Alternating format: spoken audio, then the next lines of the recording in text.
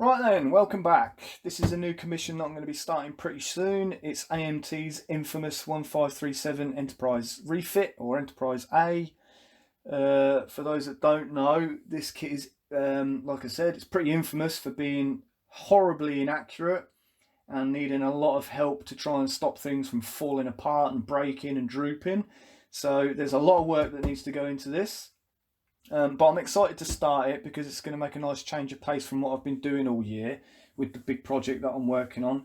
It's getting to the point now where it's not taking up all of my time and attention. I can start moving into other things. So it's going to be a nice change. So I'm excited to start this.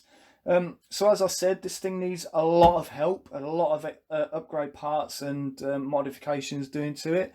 So this is the old box, but what it's inside isn't actually this version of the kit. I've been lucky enough to be sent the smoothie version by the client, and he already had this a few upgrade parts for it. I'll go into those in more detail as and when they come up during the project, but just basically this is most of DLM's upgrade parts. The kit isn't complete because there's already been some work done to it. As you can see, the deflector dish has been worked on a bit, so I need to correct this and get it back to as it was as spec before I can use it. There's a few missing parts that need to either be built from scratch or copies molded from what I've got here. So yeah, there's a whole set of parts there, so that's good. Got some upgrades from Shapeways. These are 3D printed parts for the BC deck that goes just underneath the bridge, and I've got the shuttle bay door area for the back of the ship because the kit part is really badly inaccurate and just like lacking in detail, so that's good to have those.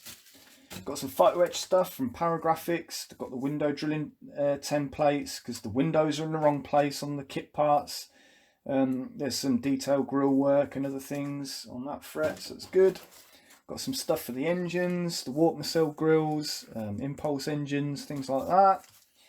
And in this packet we've got some decals from HDA Model Works. So they're a nice decal set there because again the sheet that comes with the kit is pretty inaccurate. The colours are quite garish, and I think that a lot of the details are a little bit too sort of thick and heavy. So Jerry's got a nice sheet here. If there's anything that's not included on this sheet that I'll come across in my reference sort of searching, then I'll add to it. I'll make my own decals if needed. So that's good. I've got a couple of sheets there, and finally I've got Lou's Aztec dummy paint masks.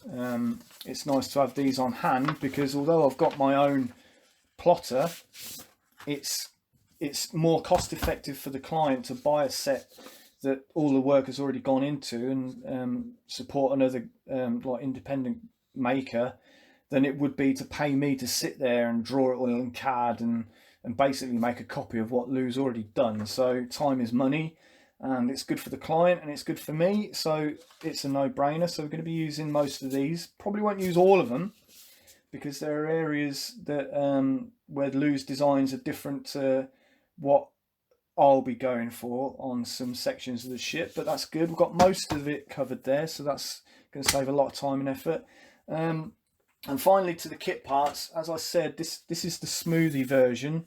This is pretty hard to come by these days, this version of the kit, because since its initial release they modified the tooling and they introduced all this brickwork panel lines all over the place that looks horrendous, and it all needs to be filled in and sort of painted over before you can even start anything. So it's good that I don't have to bother with that, but as you can see, this kit has already had some work done to it, so there's a little bit of 2 steps back and 1 step forward that needs to happen before we can start getting into this properly.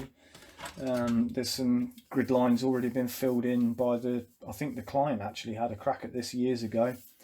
So he's filled in some of the grid lines. So again, I'm going to check all the reference to make sure that the right things have been filled and the right lines have been put back where they should be. Some stuff has already been cut out. so that's going to save me a little bit of time. There's going to need to be a bit of refinement done there anyway, but never mind. And that about covers it. So I'm excited to get this started. As I said, it's going to make a nice change of pace. There's a lot of work that needs doing to it, but I'll be covering all that sort of thing as and when the time arises during the project. So keep an eye on the channel and my Facebook and the website and all those places. Thanks for joining me. Look out for part 2, where I'll start probably planning some amateur stuff, but I'll get back to you soon. Thanks for watching.